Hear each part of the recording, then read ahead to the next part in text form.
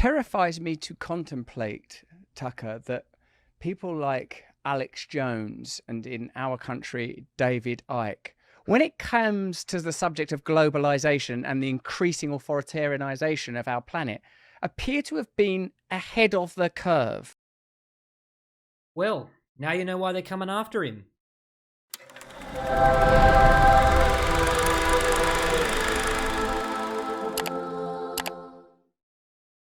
G'day guys, this is Holy Critics signing in. And I don't know if you guys have been noticing this lately. The mainstream media has been making a concerted effort to demonize conspiracy theorists, or truth seekers as I prefer to call them. Just look at this story that broke yesterday. Praised conspiracy theorist charged with beheading dad, wrote books about Satan, planned to kill family in America's coming bloody revolution. I mean, you want to talk about sensationalist headlines. So what they're trying to do here is they're trying to group people that question authority, who do their own research, with a complete maniac. A guy who killed his father because he was a federal employee, wanted to overthrow the government, install a Christian theocracy. He does the most demonic thing. He desecrates his own father's body, says, "I'm doing it to save the nation,"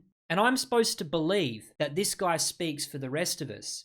And it's no surprise that all of these events are happening in an election year. They don't want people who have the ability to buck the system. I'm talking Alex Jones, Joe Rogan, Tucker Carlson, Russell Brand, David Icke.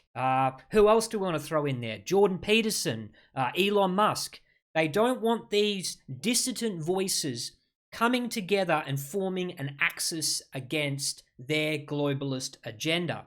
So they have to point to lunatic fringe to discredit those who are pushing back against their narrative. I mean, just have a look at this. The Associated Press put out a whole news segment on conspiracy theorists and how many of them have tried to escape the cult. I'm not joking. People who once subscribed to Alex Jones or QAnon or MAGA are now coming forward and saying that they've reformed their lives and it was all a lie, and they're giving a warning to stay away from these cult groups.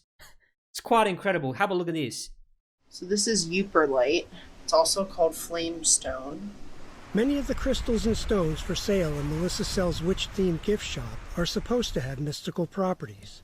Personally, she's on the fence. For example, like obsidian is used for protection, but there's no proof it actually works that way. But on some topics, Sell's thoughts are crystal clear. The September 11 attacks? Our way of getting into the Middle East. COVID-19? I think that the government worked with China to create COVID. You notice what they did there? They got her to first embarrass herself talking about healing crystals, and then they shift to 9/11 and the COVID pandemic. Both major events that have a lot of questionable factors to them. 9/11? Well, just read the Project for the New American Century, and you'll know why they needed their new Pearl Harbor. And, of course, the Wuhan Institute of Virology. Well, we know that Anthony Fauci couldn't continue his gain-of-function research in Chapel Hill, North Carolina. So what did he do? He offshored it through the help of the EcoHealth Alliance with Peter Daszak. We all know about this, but you see how they're coupling the two things together to discredit this woman and what she's saying? If something piques her interest, the 34-year-old mother of one jots it down in a notebook. My husband calls it my conspiracy journal. But don't call her a conspiracy theorist. Sell prefers conspiracy questioner.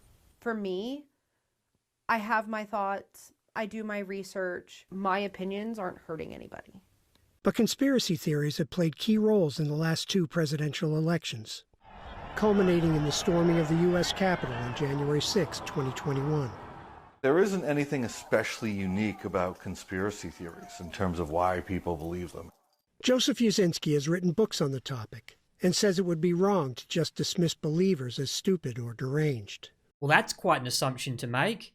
It's not like people are getting bonked on the head or having some severe mental problem that leads them to these ideas. Everyone's trying to make sense of a very chaotic world.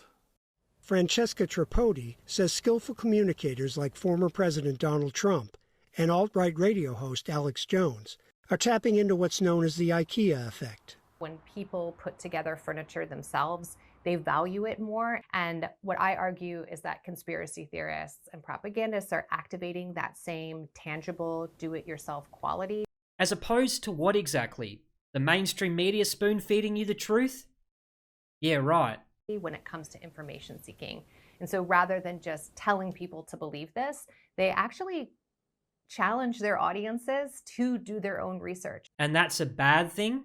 You're supposed to just take what the media and the government says at face value every single time? They've never lied to you once? Little information exists on a topic. Tripodi says searching for phrases associated with that subject often leads people back to the source of the conspiracy theory. And it's allowing people to make them think that they're coming to their own solution when they are actually more on a scavenger hunt by people who have engineered these lies. And the mainstream media doesn't do that? They don't promote fear all the time? Oh, no, only the conspiracy theorists peddle fear.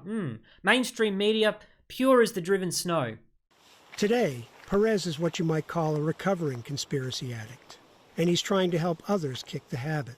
Oh, so now they're comparing it to a drug addiction.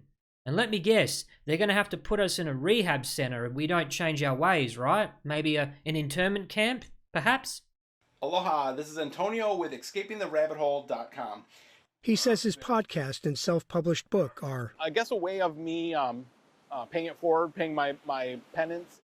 In 2022, Perez bumped into his former guru at a restaurant on Kauai. Thankfully, I stopped believing in all the conspiracies. I was super paranoid. Good, just take your vaccine. Oh, yeah. And there's no inflation. No. Everything's fine. Do not visit Infowars.com. Oh man, Alex Jones trolled him really good there. Perez says meditation and physical activity like swimming help keep him from relapsing. He also knows when to put down the phone and stay off social media. Like last August, when deadly wildfires ravaged the nearby island of Maui. Are they going to say nothing happened there either? Some claim that the fires might have been a test of a top-secret U.S. government space laser. Nearly 5,000 miles away in south-central Pennsylvania, Sel found that theory entirely plausible.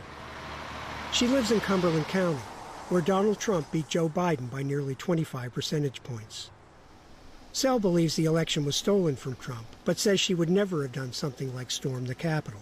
I'm not wearing an aluminum hat and, hiding in my basement. As they show a silhouette of Sasquatch on her benchtop, they're not biased the media, no way, Jose. Awesome. So when you don't trust the government or the news media, where does that leave you? We're just all kind of living in our own little worlds, believing what we want. Oh yes, I'm supposed to believe that the same woman who says she doesn't trust the mainstream media will also grant them an interview so they can humiliate her on national television. I mean, just have a look at this ridiculous headline. Days of Darkness. How one woman escaped the conspiracy trap that has ensnared millions. You think they're talking about the Branch Davidians? Or maybe those lemmings who drank the Kool-Aid? No. They're simply talking about people who have an emergency plan. Having stockpiles of food and cash and gold. Things that make you less dependent on the government to save your ass. No, we can't have that. You must be wholly dependent on the institutions. Just get a load of what this woman has to say. At first his stories seemed harmless. Tales about secret organizations plotting to take over the world, about the good guys working to save it, and about the proof that, if you knew where to look, was hiding in plain sight. To Ramona, her boyfriend Don's tales of conspiracy theories sounded like a movie. A lot of it didn't make much sense, but Ramona would nod along anyway. Don enjoyed telling his stories and showing off what he'd read online. He always knew the answer. The couple moved in together as COVID-19 swept the globe. To Don, the pandemic and global response to it were filled with clues pointing to some kind of conspiracy, orchestrated by America's leaders and the media. Maybe the virus was accidentally leaked from a lab. See how they're throwing that in there still? That's all but confirmed at this point. Don's wild stories had seemed innocent and even silly before, but in the midst of the coronavirus pandemic, they suddenly seemed plausible. At a scary time when questions about the virus outnumbered answers, the conspiracy theories filled in some of the blanks. Kind of like that 6 feet of distance you were supposed to keep that had no basis in science. This alternate reality nourished by these conspiracy theories would transform Ramona's life, sending her down a dark path of paranoia and loneliness that upended her life and spun her dreams of the future into turmoil. Convinced that a new world order, the one they keep going on about all the time, the liberal world order, was already underway, she fell into a trap that ensnared millions of Americans and even at times hijacked the nation's politics.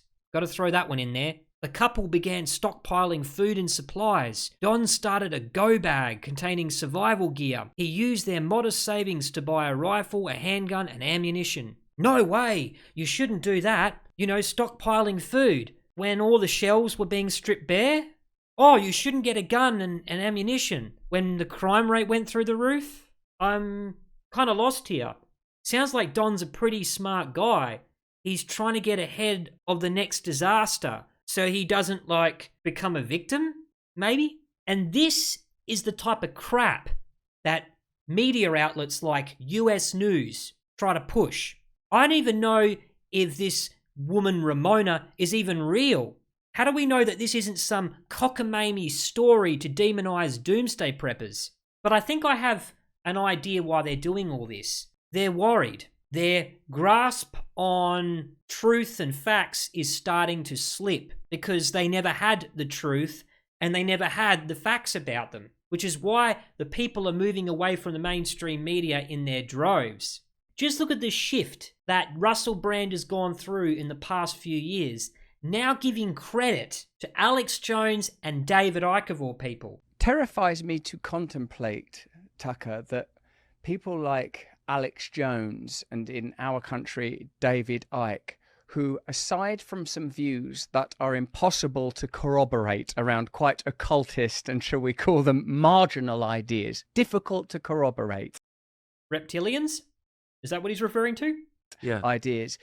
When it comes to the subject of globalization and the increasing authoritarianization of our planet, appear to have been ahead of the curve. You can see them 20, 30 years ago saying with the empowerment of NATO, the empowerment of world banks and the WHO, like this, it's extraordinary. And it seems to me that the disempowerment of ordinary people, the condemnation, the demoralization of the public to create people that just are weary and broken and if not so that we can't mount a resistance to their attacks, enslaved, then so dependent it amounts to a form of slavery, cannot be inadvertent. It seems to be about a kind of disorientation, and it's difficult actually sometimes. The reason I mentioned at the beginning of this rather caroming answer figures that are broadly condemned as conspiracy theorists, but then aren't we all these days? The reason I mention them is because they talk specifically about ideas to do with spirituality, morality, and ethics.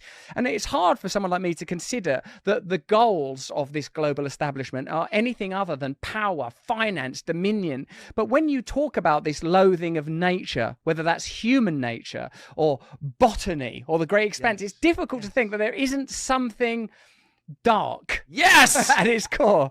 And that's why they're going after him. They want to keep people like Russell Brand and even you and I isolated from one another. Divide and conquer. That's the strategy. It's worked time after time, and yet we keep falling for it.